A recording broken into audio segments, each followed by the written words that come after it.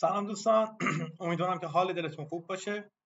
برای اون دوستانی که تازه به ما پیوستن، من یاشار طاووسی هستم، برنامه‌نویس زبان‌های اوپن سورس. خیلی خوش اومدین به کانال من. سابسکرایب کنید لطفاً. این به کار به من انرژی میده که آموزش بیشتری براتون بذارم. ما قراره آموزش کامل لاراول رو بدید. عذرخواهی می‌کنم، آموزش کامل لاراول رو ارائه کنیم.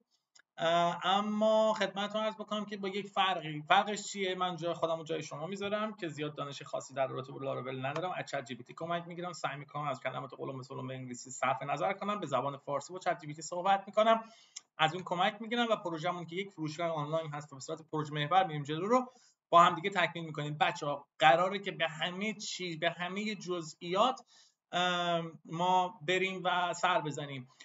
چت آنلاین، پنل کاربری، پنل ادمین، گذاشتن محصولات، ادیت عکس، درگاه پرداخت ریالی، درگاه پرداخت کریپتو، پشتیبانی سایت، سیستم تیکتینگ، همه چی.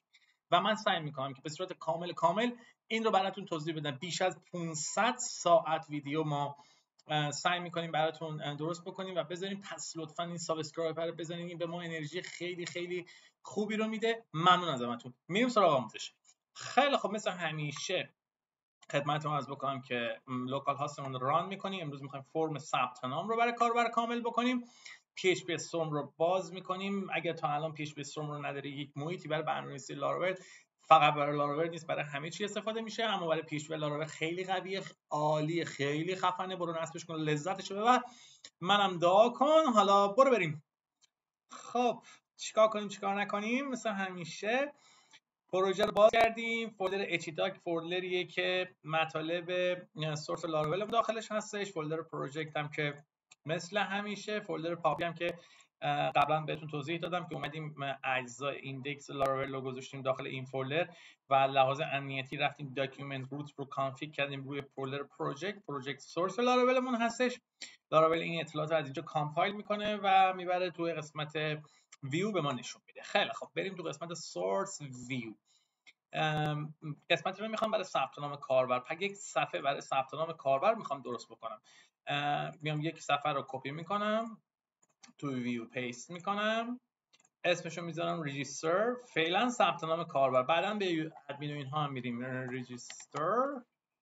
خب و اطلاعات صفحه رو کپی میکنم، میرم سراغ چت جی پی تی. جونم، خیلی از برنامه‌نویسا با این متد من موافق نیستن. میگن که شما باعث میشین که برنامه تنبل بشه یا هر چیزی. بچه‌ها کسایی که اطلاعات در رابطه با لاراول ندارن، این کار باعث میشه که یواش یواش منطق کد نویسی لاراول رو درک بکنن و پروژه رو سریعتر بتونن کامل بکنن. وقتی که شما یه گیتاری رو میخواین یاد بگیرید، صداش سریع در میارید، لذت میبرید و سعی میکنید خودتون رو پروفشنال تر بکنید. بنابراین از لاراول به عنوان یک ابزار نگاه بکنید. با این متد من جواب گرفتم، شما هم امیدوارم جواب بگیرید و استفاده بکنیم. اوکی، میریم سراغ چت جی پی تی. میگیم آقا این قالب گرافیکی ما مطابق با این، سلام بهش بکنیم، سلام، مطابق با این قالب برای من یک فرم ثبت نام کاربر ایجاد کنید. خب ببینیم چیکار میکنه. یک فرم ثبت نام کاربر برای ما ایجاد میکنه. عالی. کپی میکنم اطلاعاتشو، داده هایی که کپی کرد میاد تو ریجیستر، پیست میکنم داخل ریجیستر. فرم ثبت نامه، لایات همه چیز اوکیه. حالا یه روت باید براش ایجاد بکنم. مثل همیشه گفتم آدرس هایی که برای مربوط به صفحات دیگه هست ما تو فولدر روت ایجاد میکنیم. فولدر روتمون فایل وبمون فعلا ابتدایی، بعداً میخوایم این رو کامل بکنیم، بعداً از میدل ها استفاده میکنیم، چطوری رول رو چک بکنیم، همه رو توضیح میدم، خیالتون راحت باشه. فعلا نمیخوام وارد بحثش بشیم، سخت بگیریم، درگیر بشیم. میخوایم خیلی راحت، زبون شیک، نرم بریم جلو. اوکی، خیلی خب، میریم تو روت. اوه چیکار کردم آقا؟ یه روتی باید ایجاد بکنیم. یک روت الان ایجاد میکنیم، اسمش رو میذاریم رجیستر.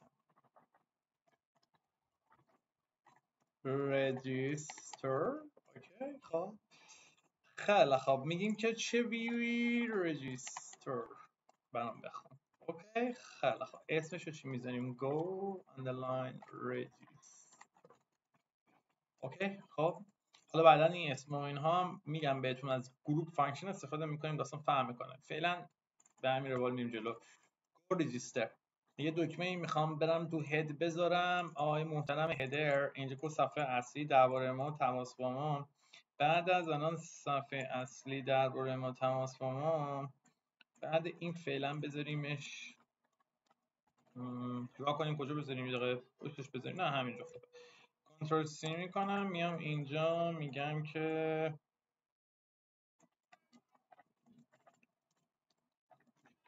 عضویت در سیستم. اوکی خب ببینیم چیکار کردیم. لوکال هاست چی کجا رفتی؟ کیبورد فارسی لوکال هاست، معذرت. خب اینجا عضویت رو برده صفحه اصلی عضویت در سیستم که الان به روتی نمیره. اسم روت چی بود بچه؟ گو رجیستر. برو داخل رجیستر. هدر روت نیمش میشه گو رجیستر. اوکی خب یه لوکال هاست میگم اون عضویت در سیستم رو باز بکنم ببینیم چه خبره. ارور دارم، میگه که روت رجیستر ندارم. روت رجیستر ندارم. خب آره، چون تو این فرم فعلا روت رجیستر نداره، اینو پاک میکنم توضیح میدم چیه قضیه. یه رجیستر میدم، بله یه ثبت نام کاربر، یه فرم برام باز شد، نام کامل، ایمیل، رمز عبور، تایید. فعلا فرم ثبت ناممون اینه. خب حالا بعدا میتونم افزایشش بدیم، هر فیلدی اضافه بکنه، هر کاری که دلتون بخواد، هر کاری دلتون بخواد میتونیم بکنیم، ولی فعلا اوکی. خب این فرم رو با چت جی پی تی ایجاد کردیم. حالا میخوام توضیح بدم. ببینید بچه‌ها، اونایی که دوستانی که قبلا پی اچ پی کار کردن میدونن، حالا تو HTML ما فرم ها در زبان HTML داده های اینپوت رو، یعنی داده هایی که یوزر قراره در صفحه ما وارد بکنه که بهش میگیم اینپوت رو، به دو متد، به بک‌اند یا به بک‌اند سایت، به سرور ارسال میکنه برای حالا پروسس آن دی ریکوست، یعنی محاسبه روش انجام بشه. برای مثال یکی از این متد پست هستش، اسمش مشخصه، پست یعنی پاکت نامه، اطلاعات میذاریم توش، درش میبندیم، در بسته آقا بفهمه. کسی این انتقال رو نمیبینه جز حالا مأمور پستچی، کسی که تحویل میگیره. اوکی. یه متدی هم هست به نام get. این اطلاعات به یک شکل خاصی میره تو URL، نوار افزار. URL کجا بود؟ نوار افزار اینجا. اوکی. خب به این دو حالت ما میتونیم اطلاعات رو بفرستیم. حالا اینکه کجا get استفاده کنیم، کجا پست، خیلی مهمه و چطور get استفاده کنیم و چطور پست. برای استفاده کردن از متد get یک سری جاها مفیده که استفاده کنیم و مسائل امنیتی خیلی زیادی رو باید در نظر بگیریم، چون اطلاعاتی که میره اون بالا تو نوار افزار امکان داره آدمایی که شیطونی هستن و این حرفا برن یه چیزایی رو توش در بیارن و برای ما داستان درست کنن. بنابراین باید متد پست برای فرم ثبت نام استفاده بکنیم. متد خب متد پست اکشن میگه به کجا بفرستم اینو. خب میریم سراغ مبحث شیرین کنترلرها. در لاراول ما باید برای اینکه یک پروسسی روی بخشی انجام بدیم، محاسبه بکنیم، کنترلر ایجاد بکنیم. خب اما این کنترلرها میتونیم حالت ریسورسش رو اجرا بکنیم که من توضیح میدم. کنترلرها چند حالت نوشتن دارن. یا حالت نوشتنشون حالت کاستومایز هستش، تو ما خودمون فانکشن ها رو بنویسیم، فانکشن پابلیک، فانکشن پرایوت. بچه‌ها من اینها رو دیگه بخوام توضیح بدم خیلی تایم ویدیو میره بالا دیگه. دوستان پی اچ پی شون یه ذره برن قوی بکنن دیگه. بحث MVC ماژول ویو کنترلر، object oriented، و حالا مبحث این که بحث شیگرایی تو کلاس ها، پابلیک فانکشن ها چی هستن، پرایوت فانکشن ها چی هستن، کانستراکتور چی هستن اینها. اما برای اینکه تو لاراول الان بریم ما یه کنترلر ایجاد بکنیم و داده های این فرم به اون کنترلر برسونیم و خدمتتون عرض بکنم که همینطور ویو و این چیزها رو یواش یواش ببریم سمت کنترلرها، از این حالت روت این شکلی دیگه استفاده نکنیم و یواش یواش کدمون شکل بگیره. اینو باید بدونیم که از کنترلر دو حالت میتونیم استفاده کنیم، یا کاستومایز فانکشن رو خودمون بنویسیم یا از حالت ریسورس استفاده بکنیم. ریسورس یعنی 4 عمل اصلی ایندکس، نشون دادن فرم، آپدیت، رکورد در دیتابیس که حالا توضیح میدم در این جلسه، قرار نیست ارتباط به دیتابیس برقرار کنیم ولی داریم دیگه. آپدیت رکورد، دیلیت رکورد، استور رکورد، 4 عمل اصلی. که ما اینها رو ادیت شو جزء آپدیت بودم جز این چهار چه اینها رو میشه حالت ریسورس کنترلر حالت دیفالت استفاده کنیم یا اینکه بیایم کاستومایز برای هر کدوم از اینها فانکشن بنویسیم و بریم جلو. حالا باز میریم از چت جی پی تی کمک میگیریم ببینیم چی میشه. خب میگیم که برای من یک کنترلر برای این فرم ایجاد کن. خب آس کنترلر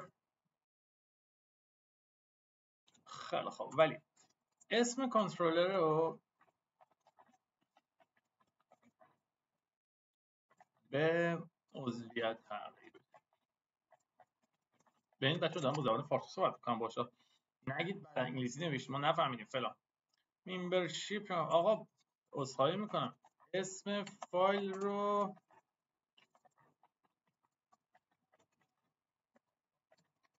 رجیستر یوزر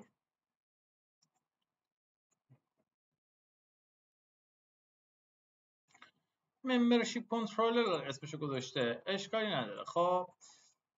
خب ببین بچه‌ها دستور آرتیسن الان داریم آشنا میشیم. دستور آرتیسن این امکانات به ما میدن که ما یک سری فرمان ها رو به فریم ورک لاراول بدیم بره برام این کارو انجام بده. مثلا برو آقا فلان فایل کنترلر رو بساز، فلان فایل مدل رو برام بساز، فلان فایل ریکوست رو برام بساز، فلان فایل میدلور رو برام بساز، فلان فایل اتو سرویس رو برام بساز، فلان فایل جاب اسکیلیشن رو برام بساز و حالا چیزای بعدی.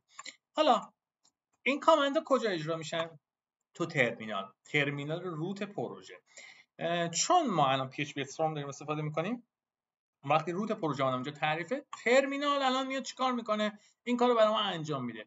منتها ترمینال بعد بگیم آقا cd project چرا؟ چون الان ما فولدر رو بردیم project یعنی باید تو فولدری باشیم که سورس لاراول وجود داره دستورمون رو کپی میکنیم php artisan make controller membership controller یک کنترلر بر ما ساخت. کجا میرن کنترلرها؟ یک بار فولدر رو میبندم که شما ببینید کنترلرها میرن داخل APP HTTP کنترلر ممبرشیپ کنترلر. اوکی این الان فایل کنترلریه که برای ما ایجاد کرده. خب حالا یک فانکشن پابلیک روش میسازم به پابلیک فانکشن ایندکس. اوکی این برای نمایش. خب چیکار میخوام بکنم؟ میخوام بگم آقا هر موقع این صدا شد یعنی ممبرشیپ کنترلر ایندکس صدا شد بیا قالب فرم رو به ما نشون بده ریترن ویو کن چی رو اسم قالب بود رجیستر. اوکی خب دارم کد خوشگلش میکنم. خب ما قبلا این آدرس رو در داخل روت اینجا دادیم. خب حالا اینجا نگاه کنید بچه ها من اینجا میخوام یه چیزی بهتون بگم. ببینید ما اینجا روت هامون الان دیگه شکل پیدا میکنن. خب من یه روت رو اینجا میارم از چت جی پی تی انالیز میکنم بهتون توضیح میدم. نگاه کنید الان دیگه یواش یواش ما از این روت ها استفاده میکنیم. این روت های این شکلی برای فایل های استاتیک برای داینامیک مصرف نمیشه. ما فقط تو جلسه آموزشی کار با قالب ها و روت ها رو یادتون بدیم از این استفاده میکنیم.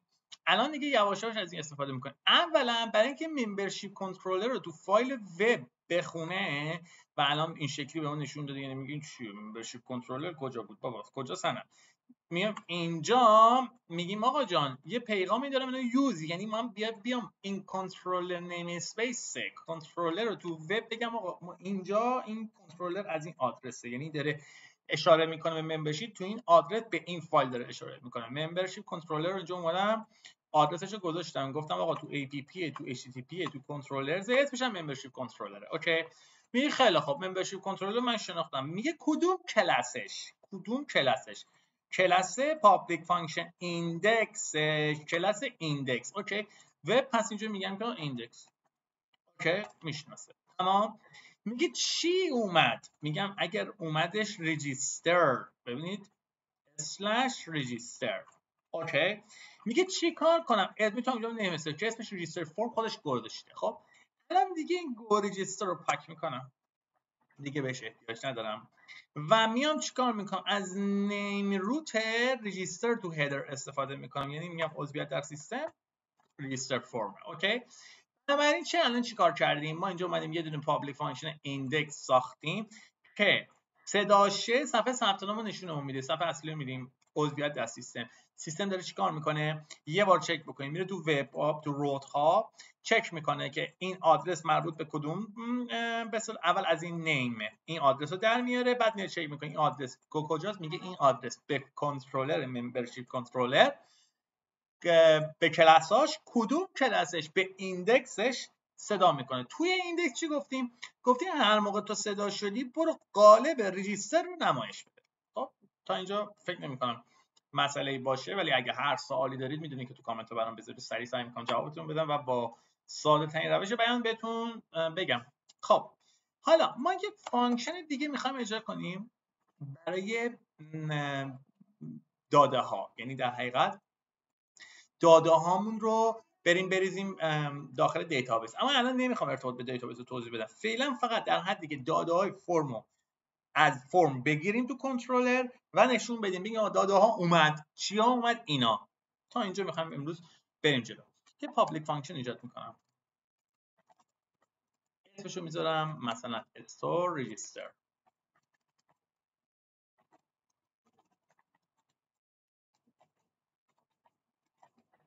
اوکی. خب بچه‌ها وقتی این کارو میکنم باید بگم یه ریکوستی به این میاد، یعنی یه سری داده به این میاد. داخل پرانتز باید بگم ریکوست آدرس. خب یه ریکوست، یه درخواست میاد. چیا میاد؟ دلار ساین ریکوست. من فارسی نیست چرا نمیزنه؟ ساین میکنم دلار ساین ریکوست. اوکی، از ریکوست دلار ساین ریکوست یعنی یه ریکوستی میاد که همه اینها به صورت آرایه میریزه داخل خود ریکوست. خب حالا زیرش میخوام بگم که دیدی کن بچه وقتی ما میخوایم ریکوست یا هر آرایه ای رو نمایش بدیم رو صفحه، یعنی از قالب یه لحظه بریم بیرون بگیم اینا اومد، دیدی رو صدا میکنیم میگیم دیدی کن ریکوست رو نشونم بده چیا داره میاد سمت این. خب باید بیم هدایت کنیم فرممون رو، هدایت کنیم داده هاشو، بعد از اینکه دکمه رو کاربر میزنه اطلاعات رو هدایت کنیم به این کنترلر. بعد بنابراین میام یه روت دیگه ایجاد کنم، این دفعه اسمشو میذارم پست، یعنی متدش بچه به این get بود یعنی URL، هر چی تو URL بیاد. اینجا میگیم به این URL داده ها مخفی برن، پست بشن. خب اسمشو میذاریم register store بره. اوکی خب کدوم کلاس داره میگه؟ اسم کلاس چی بود؟ store register. میام تو وب میگم store register form store. اوکی خب حالا این اسم نیمی که ایجاد کردم درد کجا میخوره؟ تو ریجیستر بلی، تو فرم اکشن. میگم آقا به روت نیم ریجیستر فرم استور برو اونجا. اوکی بنابراین الان ریجیستر چه اتفاقی میخواد بیفته؟ اسمو میزنم آقا یاشا، ایمیل رو میزنم اینفو فلان، بابا ولش کن، یه دونه ایمیل بزن دیگه @gmail.com، رمز عبور مثلا 1 2 3 4 5. اوکی ثبت نام. ببین یه صفحه اومد. چیه این؟ پیغام دیدی است. الان داره این صفحه به ما نشون میده، میگه یه سری پیغاما داره که چه اتریبیوت هایی اومده، کوکی چیه، فایل چیه، متد چی بوده، به کجا رفته اومده و این حرفا رو فعلا ولش کن. فعلا با ریکوستش کار دارم. ریکوست میگه یه اری اومده شامل 5 تا آیتمه، 5 تا آیتم شامل کی و ولیو دیگه تو اری ها اینو میدونیم. خب میگه این توکن اومده که الان توضیح میدم این توکن چیه. نیم اومده، ایمیل اومده، پسورد اومده، پسورد کانفرمیشن اومده. اینا چی ان؟ اینا فرم ما ان دیگه، درسته؟ اینا فرم ما ان، فرم ما نیستن؟ نام کامل، ایمیل، رمز عبور فلان. اوکی اسمای فرما هستن. اسمای این فرما از کجا داره میاد؟ توی قالبمون اینپوتمون میگه اینپوت نیم، اینپوت ایمیل، اینپوت پسورد، اینپوت پسورد کانفرمیشن. اوکی پس بنابراین اینجا توی ریکوست اینجا میگیم آقا نیم، ایمیل، پسورد کانفیگریشن. این توکن بچه‌ها که الان بهتون توضیح میدم چی هست، سرویس امنیتی لاراول هستش که بهش میگن CSRF. CSRF توکن ها چی هستن؟ ببینید بچه‌ها این سرویس لاراول ایجاد کرده برای اینکه به این فرم ریکوست خارجی غیر از توی محیط اپلیکیشن شما ارسال نشه. برای مباحث هک یه سرویس امنیتیه. ببین من اول CSRF رو پاک میکنم، یه بار دیگه فرم میفرستم ببینیم چی میشه. میگم برو، من باید اینو چک کنم. خب حالا یه موقع یه دقیقه پر میکنم فرمو. میگه پیج اکسپایرد. خب دیگه حتی دیدیرم نمیشه. چرا؟ چون اطلاعات قبل از اینکه برسه به کنترلر تو مسیر لاراول چک میشه، از طریق ریکوست چک میشه. تو ریکوست آقا CSRF نداری اصلا. خب چون CSRF نه پیج اکسپایرده. CSRF یه توکنی رو ایجاد میکنه و این توکن یه مدت زمانی داره و این توکن فقط تو اون صفحه‌ای که نمایش داده میشه ایجاد میشه و همراه فرم ارسال میشه، همراه داده ها پست میشه یا گت میشه، فرقی نمیکنه. وقتی همراه داده ها ارسال میشه توی کنترلر چک میشه این داده ها. خب اگه CSRF استفاده کرده باشی و ولیو این توکن ولید باشه، یعنی رشته‌ای که ایجاد شده باشه تو خود اپلیکیشن ایجاد شده باشه، این فرم رو میگیره به تو جواب میده، در غیر صورت جواب نمیده. بنابراین کسی از بیرون نمیتونه بیاد به سایت شما درخواست بده، از بیرون نمیتونه بیاد این کارو انجام بده. این سیستم CSRF، یعنی من این فرم رو نمیتونم برم توی یه اپلیکیشن دیگه درست بکنم ولی مثلا بگم که برو به این سایت به این متدش این دستور رو بده، بخوام شیطونی بکنم، میگه این فرم تو این اپلیکیشن ازش دستور میگیرم. امیدوارم که منظورم رسونده باشم. خب برای ما هر فرم بعد CSRF استفاده کرده باشیم که به این شکل استفاده میکنیم. یه ادسان CSRF اینجایی که می‌نویسیم این میاد این رو ایجاد میکنه. چند تا متد برای CSRF اضافه کردن هست. الان دوستان برنامه‌نویس و استادی میان زیر من کامنت ها می‌نویسن آقا تو متا تگ ها ایجادش با آقا 1000 تا راه هستش. رو توضیح میدم، همه رو توضیح میدم. فعلا از این روش استفاده میکنیم تو لاراول 10 از 9 به بالا از این روش استفاده میکنم قاعدتا. فرم زیر فرم این رو میذاریم. لارا تو فایل بلید خودش وقتی در کامپایل میشه این رو برای ما ایجاد میکنه. اوکی، یه اینپوت توکن ایجاد میکنه، مقدار توکن میریزه داخلش. خیلی خوب. حالا بنابراین الان که CSRF رو ایجاد کردم دوباره این اطلاعات میره، یعنی ما اینجا بگم که ایمیل، اوکی، ثبت نامو که میزنم داده ها میره ریکوست، اینجا که اری ها 4 تا داده داریم، نیم، ایمیل، مقدار پسورد. پس ما داده ها رو تا متد به اصطلاح ممبرشیپ کنترلر رسوندیم. یعنی الان اومدیم الان داده ها داخل اینجاست. حالا میتونیم بیایم رو داده ها هر کاری که دلمون میخواد بکنیم که جلسه بعدی میریم سراغ مایگریت ها، ارتباط دیتابیس، ذخیره اطلاعات دیتابیس، ولیدیت های لاراول روی دیتا و در نهایت رجیستر کاربر. حالا ولیدیت ایمیل و این چیزا رو توضیح خواهم داد. شاد و پیروز و سربلند باشید. دمتون گرم که اگر ویدیو من تا آخر دیدید سابسکرایب یادتون نره. این کار به من انرژی میده که آموزش بیشتری تو براتون بذارم. بیش از 500 ساعت آموزش لاراول داریم. اگر سوالی داری، اگر جایی گیر کردی در آموزش قبلی در این آموزش برام کامنت بذار، مطمئن باش جوابتو خواهم داد و در پیگیری پروژه کمکت خواهم کرد. ممنون، متشکر، موفق و پیروز باشید.